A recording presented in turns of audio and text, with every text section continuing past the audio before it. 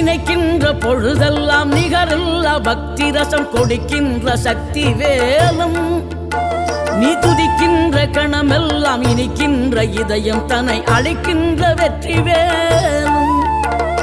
அழகான அவதாரம் அழியாத புகழ் செல்வம் அன்புக்கு ஒரு தெய்வம் நீ சிறுகுறையதும் இல்லாமல் குலம் காத்து எந்நாளும் அருள் செய்யும் பெருவள்ளல் நீ